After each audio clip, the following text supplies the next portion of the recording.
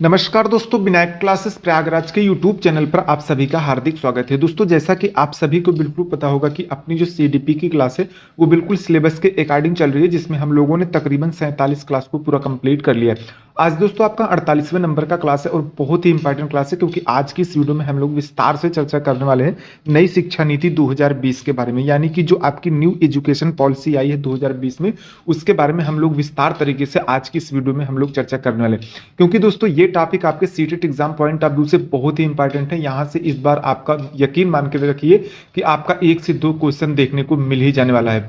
तो कहीं ना कहीं आज की ये वीडियो आपके लिए बहुत ही इंपॉर्टेंट है, इसलिए आप सभी से बिल्कुल गुजारिश है कि आप सभी लोग बिल्कुल वीडियो में लास्ट तक जरूर बने रहें और अपने साथ में एक पेपर और पेन लेकर के बैठे, जिससे आपको जो भी इंपॉर्टेंट पॉइंट्स मिलते जाए उन्हें आप साथ साथ नोट डाउन करते चले, जिससे आपको एग्जाम के समय में रिवीजन करने में थोड़ी सी सहूलियत मिल सके। तो चलिए दोस्तों, बिना किसी देरी के आज की इस क्लास को हम लोग स्टार्ट करते हैं, जिसमें हम लोग सबसे पहले नई शिक्षा नीति 2020 के बारे में थोड़ा सा समझ लेते हैं। इसके बाद जो जो चीजें आती जाएंगी उनके बारे में हम आपको बिल्कुल विस्तार तरीके से बताते चले जाएंगे। बात करें दोस्तों नई शिक्षा नीति के बारे में, तो दोस्तों देख सकते हैं कि ये जो नई शिक्षा नीति 2020 है, भारत की एक शिक्षा नीति है जिसका प्रारूप जो है तैयार करने के लिए जून 2017 में प्रख्यात अंतरिक्ष वैज्ञानिक एवं पद्म विभूषण से सम्मानित डॉक्टर के कस्तूरी रंजन की अध्यक्षता में 9 सदस्यीय समिति का गठन किया गया था, जिसका प्रारूप जो है वो मई 2019 को तैयार हो गया। यानी कि दोस्तों यहाँ पर आप बिल्कुल देख सकते हैं कि आपको यहाँ 3 लाइन से केवल कई क्वेश्चन आपको देखने को मिल गए। यानी कि नई शिक्षा नीति क्या है, तो आपको बिल्कुल उत्तर में सही करना है कि ये भारत की एक शिक्षा नीति है। इसका प्रारूप किसने तैयार किया था, तो आपको बिल्कुल यहाँ पर नोट डाउन करके रखना है कि इसका जो प्रारूप है वो प्रख्यात अंतरिक्ष वैज्ञानिक एवं पद्म विभूषण से सम्मानित डॉक्टर के कस्तूरी रंजन की अध्यक्षता में जो 9 सदस्यीय समिति का गठन किया गया था, उन्होंने बिल्कुल इसका प्रारूप तैयार किया था और इसका प्रारूप जो है वो 31 मई 2019 को तैयार किया गया था। तो दोस्तों देख सकते हैं कि यहाँ पर आपको कितने सारे क्वेश्चन देखने को मिल गए, जिसे भारत सरकार द्वारा 29 जुलाई 2020 को घोषित भी कर दिया गया है। यानी कि दोस्तों अगर ये पूछ ले कि इसका प्रारूप कब तैयार हो गया, तो आपको ये डेट बतानी है कि 31 मई 2019 को इसका प्रारूप तैयार हुआ। लेकिन अगर पूछ ले कि ये भारत सरकार के द्वारा कब घोषित किया गया था, तो आप उत्तर में बिल्कुल सही करना है कि 29 जुलाई 2020 को इसे घोषित किया गया, क्योंकि ये टॉपिक जो है आपका बिल्कुल फंसाने वाला क्वेश्चन है। तो कहीं ना कहीं ये पॉइंट्स आपको बिल्कुल कंफ्यूज करेंगे आपके सीटेट एग्जाम में, तो आपको इन्हें बिल्कुल नोट डाउन करके रखना है और चीजें को आपको बिल्कुल एक बार रिवीजन करके ही आपको सीटेट एग्जाम देने जाना है, तभी आपके जो क्वेश्चन है वो बिल्कुल सही हो जाएंगे। अब दोस्तों यहां पर देख सकते हैं कि मैंने नई शिक्षा नीति के तहत कुछ महत्वपूर्ण पॉइंट्स लिए हैं। अगर उनके बारे में हम विस्तार से चर्चा करें तो देख सकते हैं कि नंबर 1 पर आपका आ जाता है कि राष्ट्रीय शिक्षा नीति 2020 जो है वर्ष 1968 और वर्ष 1986 के बाद स्वतंत्र भारत की तीसरी शिक्षा नीति, यानी कि जो पहली आपकी शिक्षा नीति आई थी वो आपकी 1968 ईस्वी में आई थी और दूसरी आपकी जो आई थी वो 1986 में आई थी और तीसरी जो है ये आपकी 2020 में आई है। तो ये तीनों शिक्षा नीतियां जो है आपको सनवाइज याद करके रखनी है, यहां से भी आपके क्वेश्चन आपके सीटेट एग्जाम में बन सकते हैं। वहीं पर दोस्तों नंबर 2 पर बात करें तो दोस्तों देख सकते हैं कि जब पहली शिक्षा नीति 1968 में आई थी तो उस समय जो है इंदिरा गांधी की सरकार थी, और जब दूसरी शिक्षा नीति आई थी 1986 के समय तो उस समय राजीव गांधी की सरकार थी, जिसे 1992 में पीवी नरसिम्हा राव ने संशोधित भी किया था। तो यहाँ पर आप देख सकते हैं कि मैंने जितने भी पॉइंट्स लिखे हैं वो आपको डायरेक्ट टू डायरेक्ट आपके सीटेट एग्जाम में देखने को मिलने वाले। यानी कि दोस्तों पूछ सकता है कि पहली शिक्षा नीति कब आई थी, किसके शासनकाल में आई थी, किसकी सरकार थी तब आई थी, दूसरी शिक्षा नीति कब आई थी और तब किसकी सरकार थी और इसे संशोधित किसने किया था। तो आपको यहाँ पर तीनों पॉइंट्स देखने को मिल गए, तो आपको इनको नोट डाउन करके अपने नोट्स में रख लेना है, या फिर दोस्तों आप इसका स्क्रीनशॉट लेकर के भी रख सकते हैं। वहीं पर दोस्तों नंबर 3 पर बात करें तो दोस्तों देख सकते हैं कि मानव संसाधन प्रबंधन मंत्रालय का नाम परिवर्तित करके शिक्षा मंत्रालय कर दिया गया है। ये भी आपका कई बार आपसे क्वेश्चन पूछ लिया जाता है। यानी कि जो MHRT है, यानी कि ministry of human resource development, इसका जो नाम है ये पहले मानव संसाधन प्रबंधन मंत्रालय था, इसे बदल करके शिक्षा मंत्रालय यानी कि एजुकेशन मिनिस्ट्री कर दिया गया है। तो ये पॉइंट्स भी आपको बिल्कुल याद करके रख लेना है। अब दोस्तों वहीं पर नंबर 4 पर बात करें तो दोस्तों देख सकते हैं कि शिक्षा पर जो सरकारी खर्च है वो कहीं ना कहीं 4.43 से बढ़ा करके GDP का 6% करने का लक्ष्य रखा गया है नई शिक्षा नीति 2020 के अनुसार। तो ये पॉइंट्स आपको बिल्कुल याद करके रखना है, क्योंकि ये पॉइंट्स आपका डायरेक्ट हो सकता है कि इस बार आपके सीटेट एग्जाम में पूछ ले। नंबर 5 पर दोस्तों बात करें तो दोस्तों देख सकते हैं कि 5वीं कक्षा तक की शिक्षा को मातृभाषा यानी कि स्थानीय एवं क्षेत्रीय भाषा को शिक्षा के माध्यम के रूप में अपनाने पर बल दिया गया। यानी कि जो दोस्तों ये शिक्षा नीति आई है उसमें कहीं न कहीं इस बात पर बल दिया गया है कि अब जो शिक्षा होगी वो कहीं न कहीं बच्चे के जो क्षेत्रीय भाषा है यानी कि जो उसकी मातृभाषा है, स्थानीय भाषा है, उसके माध्यम से बिल्कुल होने वाली है।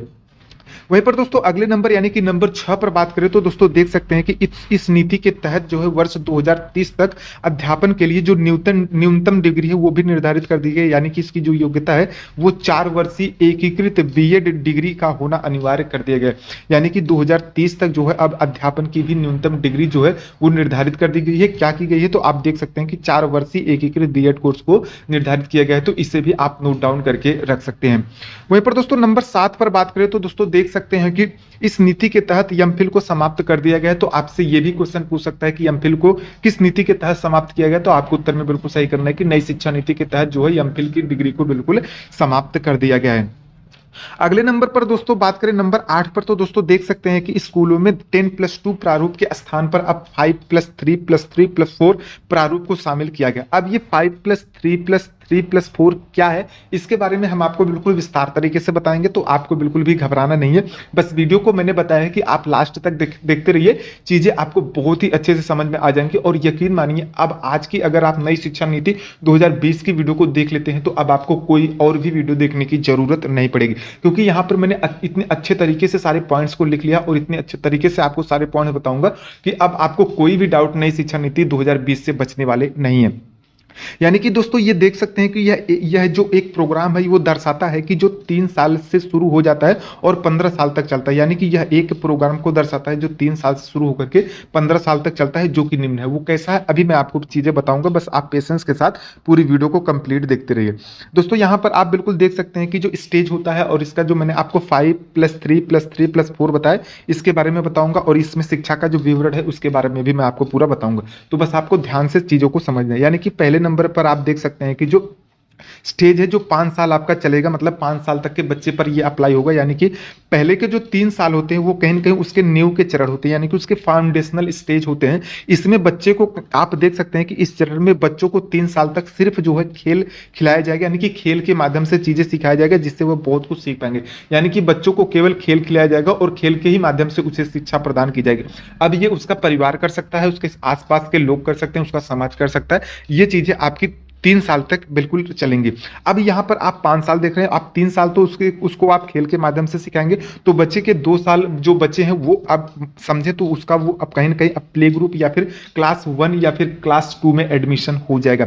तो इसमें आपको इसका जो प्रवेश है वो किसी एग्जाम के आधार पर नहीं होगा। और देख सकते हैं कि अगले जो 2 साल हैं बच्चों को कक्षा 1 और कक्षा 2 में शिक्षा दी जाएगी। अब ये शिक्षा जो है उसको लर्निंग बाय डूइंग के तहत दी जा सकती है या फिर खेल के माध्यम से दी जा सकती है। यानी कि उस पर कोई भी प्रेशर आपको नहीं डालना है, बच्चों को केवल खेल के माध्यम से सारी चीजें बिल्कुल सिखानी है। तो दोस्तों अब उम्मीद करते हैं कि अब आपको ये 5 साल वाला कॉन्सेप्ट जो है वो क्लियर हो गया होगा। यानी कि बच्चे जब 3 साल तक होंगे तो उनको हम खेल के माध्यम से सिखाएंगे, और जब उसका बच्चा 3 साल के ऊपर होगा तो यानी कि उसको हम प्ले ग्रुप में कक्षा 1 या फिर 2 में डालेंगे, और अगले 2 वर्ष तक उसे हम कक्षा 1 और 2 की शिक्षा को देंगे। इसमें कोई एग्जाम नहीं होगा, यानी कि किसी भी एग्जाम के माध्यम से न तो उसका एंट्रेंस लिया जाएगा और न ही उसे कोई एग्जाम देने के लिए बाध्य किया जाएगा। अब दोस्तों हम लोग बात करें इसके प्राइमरी चरण की, यानी कि जो 3 साल वाला है उसके बारे में, तो देख सकते हैं कि यह बालक के विकास की दूसरी अवस्था है। अब बच्चे को इसमें गतिविधि आधारित अध्ययन कराया जाएगा, यानी कि जो एक्टिविटी बेस्ड लर्निंग है उसके माध्यम से बच्चे को सिखाया जाएगा। यानी कि बच्चा अब आपका कहीं ना कहीं यहाँ पर 1 और 2 क्लास को पूरा पढ़ लिया, अब यहाँ बच्चा तीसरी क्लास में आ जाएगा। तो यहाँ पर देख सकते हैं कि जब बच्चा तीसरी क्लास में जाएगा तो उसको हम कहीं ना कहीं इसी चरण में बच्चे को मातृभाषा और एक राष्ट्रीय भाषा में शिक्षा का अधिकार होगा। यानी कि बच्चा अपनी मातृभाषा में चीजें सीखेगा और एक राष्ट्रीय भाषा के माध्यम से शिक्षा को प्राप्त करेगा। अब इसमें जो है आपका एग्जाम स्टार्ट हो जाएगा, यानी कि उसको छमाही या फिर कह सकते हैं कि वार्षिक परीक्षा देना होगा, लेकिन इसमें कोई ऐसी बाध्यता नहीं है कि बच्चे को फेल किया जाएगा। तो यहाँ पर अब उम्मीद करते हैं कि आपको ये 3 साल वाला कॉन्सेप्ट जो है वो क्लियर हो गया होगा, यानी कि 5 साल और 3 साल वाला अब बच्चा कहीं ना कहीं 5 तक पहुंच गया। अगले नंबर पर बात करें मध्य चरण को लेकर के, तो यानी कि जो इसका मिडिल स्टेज है वो भी 3 साल का होगा। अब बच्चा जो है 5वीं क्लास को बिल्कुल पास कर चुका है, अब बच्चा 6ठी से 8वीं क्लास में होगा, यानी कि 6, 7, 8 ये 3 साल में ये तीनों कंप्लीट करेगा। इसमें इसका जो है एनुअल एग्जाम होगा, यानी कि इसमें इसका जो है वार्षिक परीक्षा होगा। इसमें आप देख सकते हैं कि इसी चरण में बच्चे को कंप्यूटर, गणित, विज्ञान तथा कला सहित व्यावसायिक शिक्षा जैसे कि सिलाई हो गया, कढ़ाई हो गया, बुनाई हो गया, पेंटिंग हो गया इत्यादि की जो शिक्षा है वो दी जाएगी। और इस चरण में आप देख सकते हैं कि बालक को किसी एक भारतीय भाषा को सीखना भी अनिवार्य कर दिया गया है। यानी कि मान लीजिए कोई जो इंडियन लैंग्वेज है, जैसे आपका हिंदी हो गया, संस्कृत हो गया, ये सारी चीज़ें बिल्कुल बच्चे को अब कहीं न कहीं सिखाई जाएगी। यानी कि बच्चा अब 6 से 8 में बिल्कुल पहुंच गया, यानी कि 6 से 8 के स्टेज में है। तो अब ये कह सकते हैं कि बच्चे को एक भारतीय भाषा को सीखना भी अनिवार्य कर दिया गया है। यहाँ पर बच्चा एक भारतीय भाषा भी सीखेगा और उसे कहीं न कहीं अब एनुअल एग्जाम यानी कि वार्षिक परीक्षा भी देनी होगी। अगले नंबर पर बात करें उसके द्वितीय चरण के बारे में, तो दोस्तों देख सकते हैं कि ये इसका 4 वर्ष का होगा। यानी कि बच्चा अब कहीं न कहीं 9, 10, 11, 12 इसी चरण में बिल्कुल पढ़ेगा। तो अगर इसके हम कॉन्सेप्ट की बात करें तो देख सकते हैं कि अब बालक को किसी भी प्रकार की स्ट्रीम की बाध्यता नहीं होगी। यानी कि आप समझ सकते हैं कि पहले जो 9, 10, 11, 12 में एक स्ट्रीम होता है, यानी कि आप आर्ट्स स्ट्रीम से रहेंगे या फिर साइंस स्ट्रीम से रहेंगे। अब ऐसा यहाँ पर बिल्कुल नहीं होगा और जो परीक्षा होगी वो वार्षिक न होकर के सेमेस्टर वाइज होगी। यानी कि आप याद करिए कुछ समय पहले जो है परीक्षा जो है वो वार्षिक होती थी और आपको एक स्ट्रीम चुनना पड़ता था। यानी कि आप साइंस साइड से पढ़ेंगे या फिर आप आर्ट साइड से पढ़ेंगे, तो यही इसका स्ट्रीम होता है। तो अब इसमें स्ट्रीम को जो है बिल्कुल समाप्त कर दिया गया। यानी कि अब बच्चा को कोई भी बाध्यता नहीं होगी वो स्ट्रीम का चुनाव करे या फिर ना करे। और जो परीक्षा वार्षिक आपकी होती थी वो कहीं न कहीं अब सेमेस्टर होने लगेगी नई शिक्षा नीति के तहत। और देख सकते हैं कि बालक की जो शिक्षा है वो अब सोच आधारित यानी कि क्रिटिकल थिंकिंग की होगी। तो दोस्तों देख सकते हैं कि यहाँ पर जो चारों पॉइंट्स है 5+3+3+4 को लेकर के उसके आपके कॉन्सेप्ट क्लियर हो गए होंगे। अब उम्मीद करते हैं कि चीज़ें आपको अच्छे से समझ में आ गई होंगी। अगर आपको चीज़ें अच्छे से समझ में ना आई हो तो आप इस वीडियो को 2 बार 3 बार देखिए, चीज़ें आपको सब अच्छे से समझ में आ जाएंगी। आप इसका स्क्रीनशॉट लेकर के भी रख सकते हैं, यहाँ से आपके हर बार क्वेश्चन बनने वाले हैं तो आप इसे बाद में अच्छे से पढ़ भी सकते हैं। उम्मीद करते हैं कि यहाँ से तो चीज़ें आपकी खासतौर से क्लियर हो गई होंगी। अब यहाँ पर मैंने देख सकते हैं कि कुछ नोट के तहत अच्छे पॉइंट्स को भी लिखा हुआ है। यानी कि प्राइवेट स्कूलों में श्रेणी यानी कि कैटेगरी के अनुसार शुल्क निर्धारित किया जाएगा, ये बात भी आपको याद करके रखनी है। अब दोस्तों ये जो नई शिक्षा नीति 2020 आई है इसका जो स्नातक स्तर की शिक्षा पर क्या प्रभाव पड़ा है इसके बारे में आपको बिल्कुल समझना है, क्योंकि यहां से भी आपके क्वेश्चन आपके सीटेट एग्जाम में बन सकते हैं। अब दोस्तों यहाँ पर आप देख सकते हैं कि पहले जो आपकी स्नातक होती थी वो कहीं ना कहीं 3 वर्षीय होती है, लेकिन इस शिक्षा नीति के तहत आपकी जो स्नातक है वो 4 वर्षीय हो जाएगी। लेकिन यहाँ पर ध्यान देने योग्य बात एक ये है कि अगर मान लीजिए आप स्नातक पहले के समय में करते थे और 1 साल करने के बाद आप किसी समस्या पर चाहे वो आपकी आर्थिक हो, चाहे वो आपकी सामाजिक हो, चाहे फिर आपकी मानसिक समस्या हो, अगर आप स्नातक में 1 साल करने के बाद छोड़ देते थे तो आपको पुनः से स्नातक में प्रवेश लेना पड़ता था। लेकिन अब जो नई शिक्षा नीति 4 साल की आई है इसमें अगर आप 1 साल करके भी आप छोड़ देते हैं किसी भी कारणवश से, चाहे आप सामाजिक, आर्थिक या फिर मानसिक किसी भी कारण से अगर आप एग्जाम छोड़ देते हैं तो आपकी वो जो डिग्री है वो बेकार नहीं होगी। यानी कि अगर आप मान लीजिए 1 साल करते हैं और उसके बाद आप पढ़ाई छोड़ देते हैं तो आप देख सकते हैं कि अगर 1 साल आप करते हैं तो आपको 1 साल का सर्टिफिकेट दे दिया जाएगा। यानी कि अब यहाँ पर देख सकते हैं कि मैं आपको पूरा विस्तार से बताऊं तो अब पुनः प्रवेश की सुविधा उपलब्ध होगी। अर्थात कोई बालक किसी स्थिति में जैसे कि शारीरिक, आर्थिक, मानसिक या फिर अन्य अगर पढ़ाई बीच में छोड़ देता है और वह पुनः पढ़ना चाहता है तो वह अपनी पढ़ाई जहां रोक दिया था वहीं से आगे जारी कर सकता है। यानी कि अगर मान लीजिए आप 1 साल करके पढ़ाई को छोड़ देते हैं तो आपको 1 साल का सर्टिफिकेट दे दिया जाएगा। लेकिन अगर आप मान लीजिए दूसरे ईयर में प्रवेश कर लिए हैं तो आप उसके बाद अगर पढ़ाई छोड़ते हैं तो आपको डिप्लोमा की एक मार्कशीट दे दी जाएगी और आप पढ़ाई को छोड़ सकते हैं और जब भी आपका मन कहेगा तो आप तीसरे साल में डायरेक्ट प्रवेश ले सकते हैं।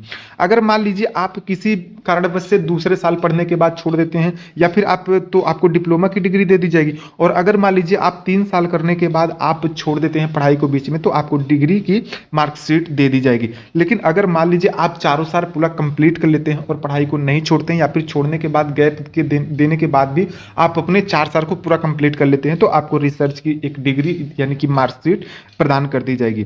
यहां पर आप देख सकते हैं कि मैंने कुछ इंपॉर्टेंट पॉइंट जो है नोट के तहत लिख लिया। यानी कि किसी भी प्रकार की नौकरी अथवा प्रतियोगी परीक्षा स्नातक तीसरी वर्ष के बाद दे सकती है। यानी कि अगर मान लीजिए आप 1 साल करके पढ़ाई को छोड़ देते हैं और आपको सर्टिफिकेट मिल जाता है या फिर आप 2 साल करने के बाद छोड़ देते हैं आपको डिप्लोमा मिल जाता है, लेकिन आप उस मार्कशीट का प्रयोग जो है वो सरकारी नौकरियों में नहीं कर सकते हैं या फिर आप प्रतियोगी परीक्षाओं में नहीं कर सकते हैं। यहाँ पर एक बाध्यता लगाई गई है कि अगर आप 3 साल यानी कि जब तक आप डिग्री को कंप्लीट नहीं करेंगे तब तक आप किसी सरकारी नौकरी में नहीं बैठ सकते हैं या फिर आप कोई अपना जो प्रतियोगी फॉर्म है वो नहीं भर सकते हैं। आगे नंबर पर देख सकते हैं कि परिणाम का जो अंक यानी कि मार्क होगा वह स्वतः आकलन पर होगा, आपके दोस्त और अध्यापक पर आधारित होगा। तो ये सारी चीजें भी बिल्कुल आपको याद करके रखनी है, आपको नोट डाउन करके रखनी है, क्योंकि यहाँ से भी आपके क्वेश्चन आपके सीटेट एग्जाम में बार बार बन जाते हैं।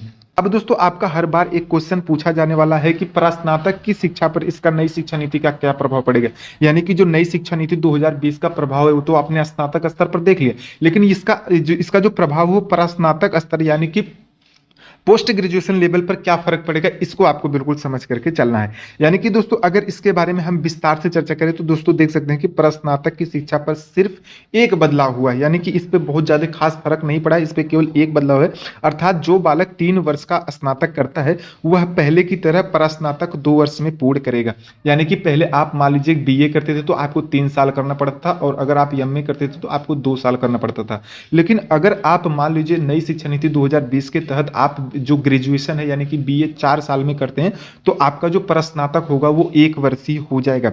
लेकिन अगर आप मान लीजिए 3 साल स्नातक करने के बाद छोड़ देते हैं तो आपको जो एमए है यानी कि जो आपकी प्रस्नातक की डिग्री है वो आपको 2 साल में कंप्लीट करनी होगी। तो ये छोटा सा डाउट है, लेकिन ये आपका बार बार पूछा जाने वाला बिल्कुल क्वेश्चन है, तो इन्हें आपको नोट डाउन करके रखना है, याद करके रखना है, क्योंकि यहीं से आपके सीटेट एग्जाम में आपके क्वेश्चन बन जाएंगे। तो दोस्तों उम्मीद करते हैं कि आज की वीडियो आपको बहुत ही अच्छे से समझ में आ गई होगी, यानी कि नई शिक्षा नीति के बारे में अब आपके कोई भी डाउट बचे नहीं होंगे। अगर आपके कोई डाउट बचे हैं तो आप उसे कमेंट बॉक्स में पूछ सकते हैं, हम उसका उत्तर भी आपको जल्द से जल्द देने का प्रयास करेंगे। दोस्तों उम्मीद करते हैं कि आज की वीडियो आपको बहुत ही अच्छी लगी होगी। कल की जो अपनी वीडियो होने वाली है वो बेसिक शिक्षा योजना, वर्धा योजना, बुनियादी शिक्षा योजना, नई तालीम, बुनियादी तालीम, इन सभी के बारे में होने वाली है। यानी कि दोस्तों यहाँ पर सभी के नाम यानी कि बेसिक शिक्षा योजना का सभी नाम यही है। बिल्कुल आप देख सकते हैं कि एक ही बेसिक शिक्षा योजना को कई नामों से जाना जाता है। तो बेसिक शिक्षा योजना क्या होती है इसके बारे में हम लोग कल की वीडियो में पूरा विस्तार तरीके से देखने वाले हैं। यहाँ पर देख सकते हैं कि बेसिक शिक्षा योजना के बारे में भी मैंने बहुत ही विस्तार तरीके से सारी चीजें बिल्कुल लिख लिया हूँ। तो कल की जो अपनी क्लास होगी इसी के बारे में होने वाली है। तो उम्मीद करते हैं कि कल की क्लास को भी देखने के लिए आप चैनल को जरूर सब्सक्राइब करेंगे, क्योंकि अगर आप चैनल को सब्सक्राइब नहीं करेंगे तो कहीं ना कहीं आपको इसका नोटिफिकेशन नहीं मिल पाएगा। जब हम वीडियो को अपलोड करेंगे तो कहीं ना कहीं आपकी तैयारी भी अधूरी रह जाएगी। तो अगर आप नोटिफिकेशन चाहते हैं तो आप चैनल को सब्सक्राइब जरूर करें, जिससे हम वीडियो अपलोड करें तो उसकी सूचना आपको तुरंत मिल जाए और आप उसी के अनुरूप अपनी सीटेट एग्जाम की तैयारी को कर सके। दोस्तों उम्मीद करते हैं कि आज की वीडियो आपको बहुत ही अच्छी लगी होगी। वीडियो यदि अच्छी लगी हो तो वीडियो को एक लाइक जरूर कर दे, वीडियो को ज्यादा से ज्यादा अपने उन दोस्तों के पास शेयर भी कर दें जो आपके साथ सीटेट एग्जाम की तैयारी कर रहे हैं। और अगर आप चैनल पर नए हैं तो चैनल को सब्सक्राइब भी कर ले, क्योंकि यहाँ पर ऐसी वीडियो आपको हर रोज देखने को मिलती रहेगी। दोस्तों पूरा वीडियो देखने के लिए आप सभी का बहुत बहुत धन्यवाद। मिलते हैं किसी नए वीडियो में किसी नई जानकारी के साथ, किसी नए टॉपिक के साथ। तब तक के लिए नमस्कार।